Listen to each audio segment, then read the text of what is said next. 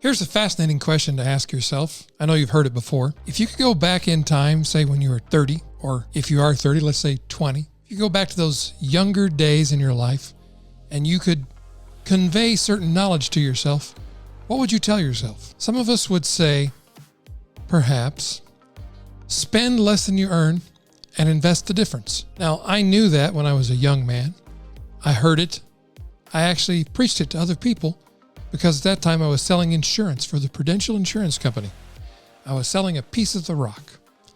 And of course, my motivation was to get people to invest in our investments division. My point is, it's often the case that we might tell ourselves things that we wish we had done or known in those earlier years of our life, and yet I wonder if it would have made a difference. I had people advising me at that time in my life, you should be saving something every month, spending less than you earn, investing the difference. I did not do either of those things. I spent more than I earned, and I did not invest anything. I kind of wish I could go back and change that. On the other hand, I wouldn't be the person I am today if I had not gone through the experiences I've gone through up until now. What are you supposed to do with that information? Well, it's very simple. What can you do now that will change your future? If you could come back from the future and talk to yourself now, what would you say to yourself? That's an important question. That's what we're going to explore today. There's a book by Ryan Holiday called Discipline is Destiny. And Ryan's premise with this book is that the values of the Stoics, the cardinal virtues, are worth practicing today with discipline because it determines how the rest of our life is going to play out. Your past does not equal your future, as Tony Robbins says, and the meaning of that is clear. You don't have to be what you've always been. Just because you've always done something one way doesn't mean you can't change it today. These few little gems that we all know, we have the information in our brains, we know that would make our life better in the future, for our future self, for our possible self. Why don't we do it? Because the expediency of the moment wins out over the future. And yet, discipline, what we do today, does determine the future. I believe that change happens in an instant.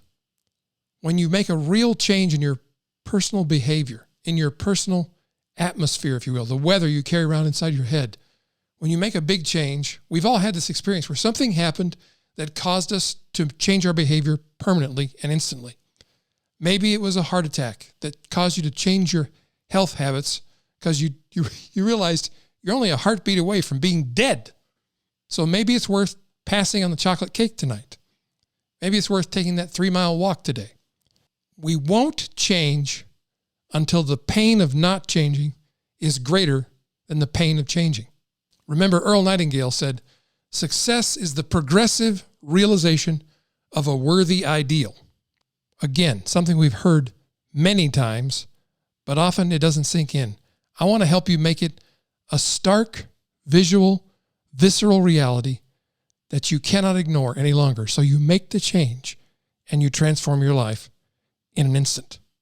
Because if you're making progress every day, you're already a success. You're already becoming the possible you. This really is the subject of my new book, which will be released May 23rd. It's available for pre-order right now. Just go to readthisorddiebook.com and order your copy now. There are 5 questions I'd like you to ask yourself every day that will shape the future in a way that will make me grateful to you. This is your future self talking to you. Your future self is looking you in the eye and saying, make these changes, please. Your future self is begging you to pay attention to what I'm about to share with you.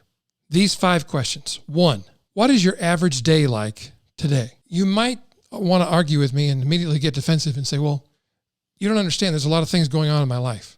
I do understand. We all have things going on in our lives. But if we let the urgent take precedence over the important, we'll never make the changes. We'll never make the time to go exercise. We'll never take the time to change our eating habits. We'll never take the time to invest in relationships that we want to foster and nurture and grow over time. So what is your average day like today? Are you ruled by other people's agendas? Are you ruled by the media? Are you buying into the fear-mongering, apocalyptic, this is the end of the world rhetoric that you hear from the news media? if you're allowing that to override your sense of reality, that's sad. You get to determine what your emotional set point is. And I'm going to come back to this point later because your state of mind, your emotional state, is the most important change you can make. But your average day probably starts something like this. You get up in the morning. Maybe you don't even get up. You roll over and pick up your phone and begin scrolling. You begin scrolling through Instagram or Facebook or TikTok, checking the news, checking the weather, looking for all these external indicators about how your day is going to go. You're letting outside events and information fill your mind and trigger the emotional responses you have pretty much every day. Because as we know, over 80% of your thoughts that you have today are going to be the same thoughts as you had yesterday. And why is that? Because we are automatons to a great extent. We're robotic in our behavior. We are being run by a program we did not assemble. You didn't come up with the idea that your day was going to start by looking at an information feed on your phone that tells you who you are and what your place is in the world and how you should feel about it. You didn't plan that. You probably did not pick the beliefs you have about life, about what it means, what life is all about what's really important, about what the priorities are. You have ideas about politics, about the free market, or about the patriarchy, or about whatever thing we're supposed to be outraged about this week because they told us so on social media. Most of us did not choose our life philosophy. We never sat down one day and said, this is my philosophy of life. This is what I believe it's about. This is what I believe it means. This is what I believe about how I should interpret the events that are happening around me and to me and through me. We just run the programs we've been taught by our parents, by our babysitters, by our teachers, our preachers, our school administrators, our principal, the media, the movies, the TV, the books we read, the things we believe because we've always believed them, because people around us have said them all of our lives. They've become like a mantra we repeat to ourselves. Complete the sentence for me. The worst thing that could happen will always happen, and it will always happen at the worst possible time. So what do we do about being programmed? How do we stop running the program? How do we become the programmer? We analyze our day and ask ourselves, is this the best and highest use of my time? Is the best and highest use of my time disassociating by getting on social media and getting more programming input into us? Is the highest and best use of my time endlessly checking email so that other people can add to-do items to our to-do list? Is the highest and best use of our time worrying about what the government's doing or not doing? Because do we have any control over that? Is the highest and best use of your time playing video games or mindlessly watching television and binging on made-up lives of made-up people who have no real relevance to our day-to-day existence, but we let our emotions be dictated by these different TV shows, movies, songs, music? My point is not to remove all the fun from your life. My point is to consciously choose what we're doing and why. Every day is like a gift of an enormous treasure that we've been given. It's limitless in its possibilities. And yet we so often choose to spend those possibilities on the most banal, the most meaningless, the most passing things that have no lasting value. We could be learning something new. We could be building something, creating something, contributing in some way to other people. We could be doing something meaningful every day of our life. We tell ourselves that we're going to do that someday. When we have more money, when we get our finances straightened out, when we get our relationships straightened out, when we get our lives in order, then we're going to do these things that are important to us. That is a lie. That is a lie we tell ourselves. That magic word we use to say, I'm not going to do this today, I'll do it someday. Someday is actually code, in most cases, for never. So just ask yourself, what is your average day like today? What are you going to do today? And is it of lasting value? Does it move you closer to your worthy ideal in life, or does it move you further away? That's question number one. What is your average day? Question number two, who do you spend the most time with? Who do you surround yourself with? Who are those people in your life? We've all heard the often repeated wisdom that says, you are the average of the 5 people you spend the most time with. And I think overall that's a good rule of thumb to think about, but most of us have heard it so often we let it pass by. It's like We just nod wisely and say, that is very true. We do nothing about it. We don't really choose the people we spend the most time with. There's nothing magical about the number 5, by the way. It's the people you spend the most time with who have the biggest influence over your attitude, over your emotions, over your aspirations. Those people are not your enemies. They may be your family. They may be people you love. They may be your friends, the people that you grew up with, the people that you've chosen to build a company with. And yet, if you are the person in that room with those people who has the highest aspirations, who has the highest standard for yourself, and you probably are that person. If you're listening to this show, if you're listening to me rant and rave about this stuff, you're probably the person with the highest ideals in your peer group. And you have to ask yourself, how much difference is there between me and these other people that I spend the most time with? So while I'm not suggesting you get rid of your family, that's not a good idea in most cases. In some cases, maybe it is. If you feel you're not safe, if you feel that there's too much of a values conflict, perhaps it is the best decision. But for most of us, it's probably not. So what do we do? Well, you love your family. You choose your peers. You choose the people you allow to have the most influence in your life. So you may not spend the most physical time with these individuals, but your chosen peer group should be a group where you're not the person in the room with the highest ideals, the highest aspirations. You're the person in the room who allows yourself to be influenced by those other people to raise your standards. And raise your standards you must if you want to aspire toward a higher ideal. I have a mastermind group I've been part of for over a decade with 5 other men who all, at some level, have exceeded me in success, in wisdom, in knowledge, in influence, and they inspire me and they hold me to a higher standard. And that's what I need. Because if you're surrounded by 5 or 6 or 10 people that pull you down, that want you to come back to a life you've been comfortable with in the past, or excessive laziness or sloth, those individuals are going to hold you back from your highest ideals. They're not trying to hurt you. What they're trying to do is preserve the relationship. They're afraid you're going to leave them. So if it's a relationship you want to preserve, you've got to mediate that situation. You've got to negotiate that minefield and come to an understanding that you're not going to allow them to drag you down. But it's very difficult to overcome the inertia of 5 or 6 or 10 people who are pulling you back to a lower standard.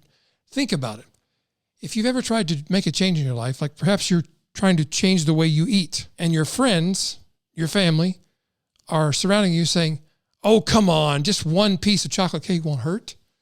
Just one night of partying is not going to hurt you. It's just one night.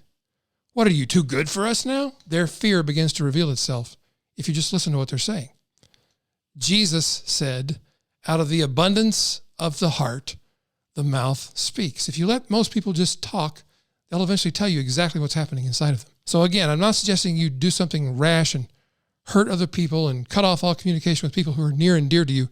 I'm saying you've got to find a way to overcome that influence of the people you spend the most time with who have the most influence over your emotional state and your goals and aspirations in life. And that may come to the point where you have to make some painful decisions, but the pain is temporary. And if you're upgrading your life, not everybody in your life is going to survive the upgrade. Question number 3 to ask yourself, what is your fuel? I'm talking about physical fuel, like food and nutrition, and I'm also talking about mental and emotional fuel. Mental fuel is the books you read, the ideas you think about, the things you discuss with your peers. Emotional fuel is the emotional state you find yourself in most of the time. Have you ever known somebody who's seemingly angry all the time? They're angry about politics. They're angry about the traffic. They're angry at their spouse. They're angry with everything, it seems like. What's the one thing you can say about a person who seems like they're always angry? They're always angry. That's because that's their go-to emotional state. It's their go-to atmosphere in their life. Their response to almost everything is anger. Same thing with depression. Same thing with cheerfulness. Do you know anybody who is incessantly, perhaps even annoyingly, cheerful? I have a couple of friends who are like this. They are my friends on purpose. I need that influence in my life. I have a tendency to be a darker kind of emotional person. I don't know why. I'm not interested in digging in my past endlessly to try and get at the root of how'd you get this way.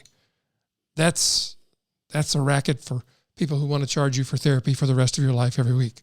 I just need to recognize there's this pattern, and I need people in my life who will pull me up into a higher vibrational state. A state of joy and peace and contentment is, in the end, more useful to me achieving my aspirational ideals than a state of depression. And make no mistake about it, unless there's something physically wrong with your brain, you get to choose your emotions. Now, some of you won't like hearing that, but it's true. And you know this already. Your thoughts determine your feelings. And if you're feeling a little depression, you have a choice to make. You can feel a little depressed and you can change the things you're thinking about. You can change what you're surrounding yourself with, the fuel that's being poured into you, like from your annoyingly cheerful friend, or you can choose to take another direction. Depression is a recipe. It's not something that attacks you. It doesn't leap out of the closet and grab you. It comes to you because of your thoughts and the music you're listening to and the movies you're watching and the people you surround yourself with and the things you think about and discuss and talk about all day long. Your language is important. What you say is important. Your words shape your world. I mean, depression, you tell me, what does a depressed person look like physically? What are they doing with their body? Are their shoulders up and back, or are their shoulders slumped and forward? Is their posture slumped and forward, or is it up and back? Are they standing erect and tall, or are they kind of drooped over? Is their gaze upward, or is it down at the ground? Is their voice animated with different inflections and varying speeds, or is it kind of monotonous and kind of down? Is their breathing shallow, or is it deep? You know it's shallow. You know there's slumps. You know there's speaking slowly in a monotone, like Eeyore. Thanks for noticing me. Nobody ever does. This is just how my life goes. You ask this person, how you doing today? And they say, okay, I guess, hanging in there. Who wants to live hanging in there? That sounds horrible to me. But I'm good at this emotion. I've practiced it all my life. I can be a happy guy. Give me 15 minutes of thinking the wrong way. I can be in the dump. And probably so can you. So what's your fuel? Garbage in, garbage out. If you're tired of the way you're feeling, look at what you're putting into your mind, into your heart, and into your body, and change your fuel. Question number 4 to ask yourself.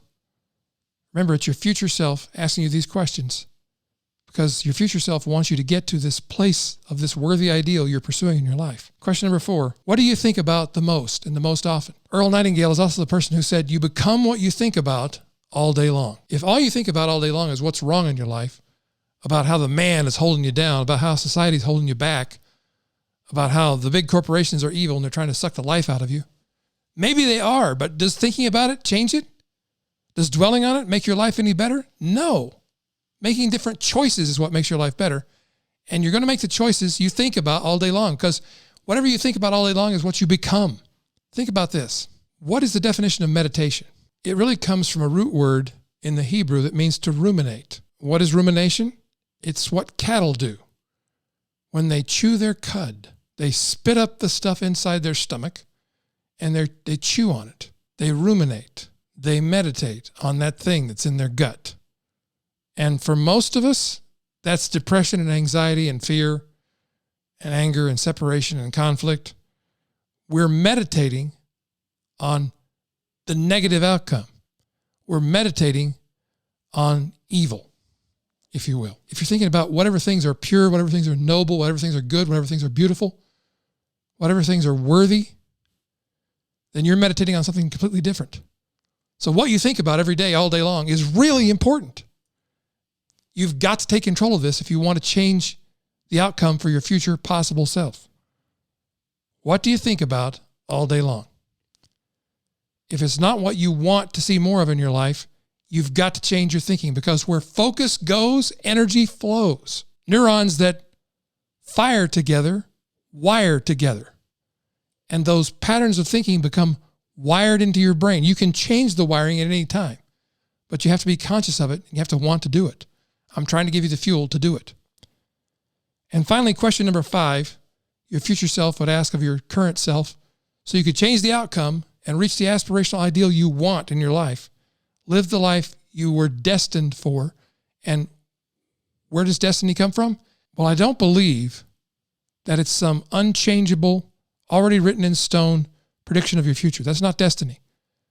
Discipline is destiny. What you do today and every day determines the direction of your life, and the direction of your life determines your destination, which is your destiny. So you get to choose your destiny by choosing your discipline. So question number 5 is, do you have a story about your life? And what is that story? If your story is life is a battle, then what's your life going to be like? It's going to be like warfare. You're going to be on high alert all the time because you expect to be attacked, to be overrun, to be killed. Most of us don't live in that environment. Some of us do, and if you're in that situation, then your first priority is to protect yourself and those you love, obviously. But most of us are not living in that kind of environment, although we let ourselves believe we are because we listen to the news. We listen to the pundits on social media. We listen to the people on social media who build their following and get their brand deals by scaring the shit out of you and me, because that's what gets people to listen, to bond to their message. That becomes part of your story. Life is a battle. Well, I believe life is a crapshoot, some people will say. Life is a mystery, other people say. What do you say life is all about? What is your story of your life? Is your life a tragedy? Are you just the victim of one misery after another? Is your story that you're a victim? That used to be my story. I write about this in the book. I talk about when I was diagnosed with Parkinson's, I had to make a decision at some point where I was going to either change the way I was thinking or I was going to end up dead, either by, quote, natural causes or by my own hand. Now that's harsh, but it's true.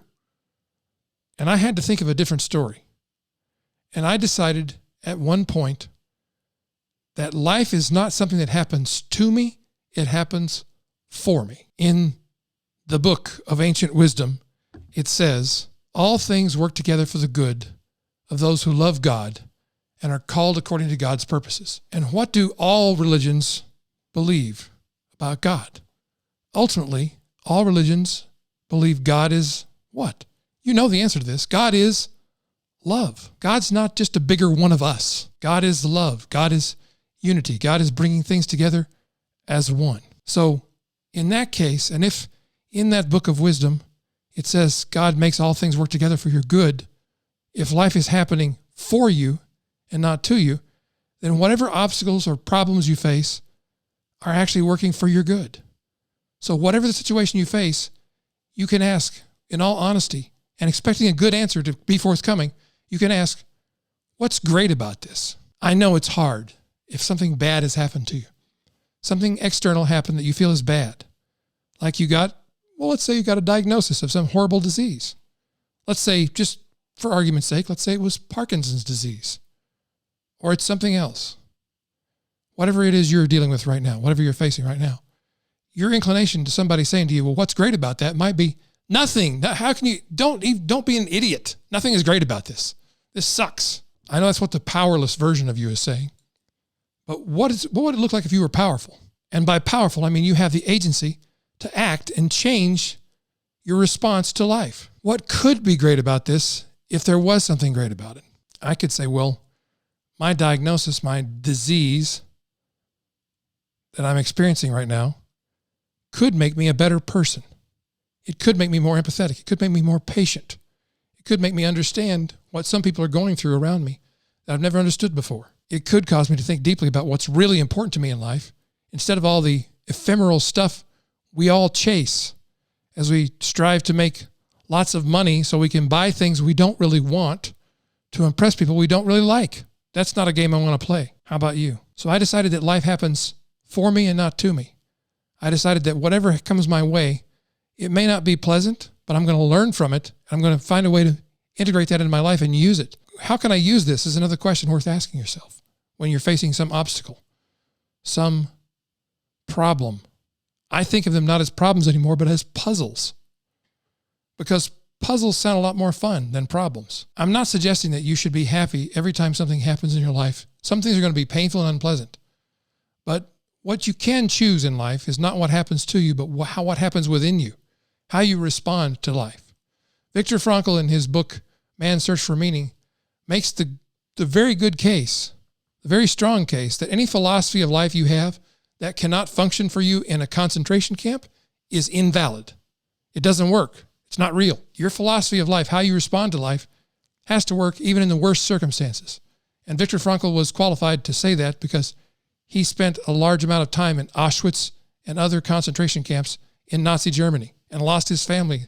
All the people that he loved died there. Yet he came out and wrote a book called Man's Search for Meaning and created a form of therapy based on language, based on words, that changed the face of psychology, psychiatry, and the world. That book has been read by multiple millions upon tens of millions of people. It continues to influence people today, all because it enables us to find a path to changing the story of our life into the story we want to live, not the one we feel we've been given as a script. So take these 5 questions and ask them of yourself as if you were being asked by yourself from 20 years in the future. Because what you do today determines what you will live tomorrow and for the rest of your life. And these are questions worth answering. Until the next time, God bless you. May you live long and enjoy good health, and may you prosper with purpose.